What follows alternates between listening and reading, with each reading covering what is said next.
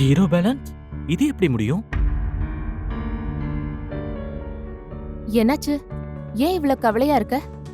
நான் கொஞ்சம் பணத்தை இன்வெஸ்ட் பண்ணேன், அது திடீர்னு காணாம போயிடுச்சு. எதுல இன்வெஸ்ட் பண்ண? எவ்வளவு பணம்? எப்போ? எதுக்கு இப்படி கேள்வியா கேக்குற? நான் ஏற்கனவே கவலையா இருக்கேன். அட, என்ன நடந்துச்சுன்னு அது சொல்லு, நான் உனக்கு ஹெல்ப் பண்ண முடியுதா பாக்குறேன். நான் ஒரு ஆப் வழியா ட்ரேடிங் பண்ணிட்டு இருந்தேன். முதல்ல நிறைய ப்ராஃபிட் காட்டிக்கிட்டே இருந்தது.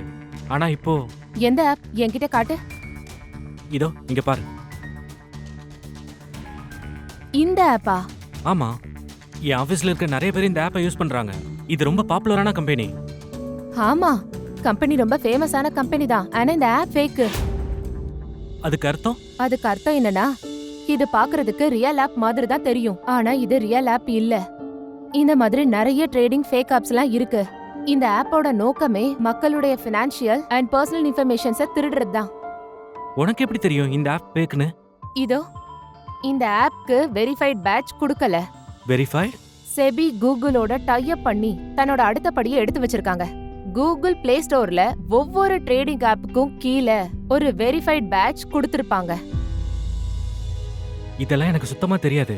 அப்புறம் இன்னொரு விஷயம், ஜஸ்ட் கிரெடிட் கார்டு நம்பர்ல சிவிவி செக்யூரிட்டி நம்பர் இருக்கிற மாதிரி இதுலயும் இன்வெஸ்ட் பண்றதுக்கு முன்னாடி சிவிவி நம்பரை செக் பண்றது முக்கியம். இன்வெஸ்டிங்க்கு சிவிவியா? ஆமா, சிவிவி. சீனா செக்னு அர்த்தம். செபி சாரதி ஆப். செபி செக்ஸ அதுல வெரிஃபை பண்ணிக்கலாம். வீனா வேலிடேட். யூபிஐ ஐடிய அதுல செக் பண்ணி வேலிடேட்டா இருக்கான்னு நம்ம பாத்துக்கலாம். இன்னொரு வீனா வெரிஃபை. ட்ரேடிங் ஆப்பை டவுன்லோட் பண்றதுக்கு முன்னாடி வெரிஃபைடு பேட்ஜ் இருக்கான்னு கண்டிப்பா செக் பண்றது அவசியம்.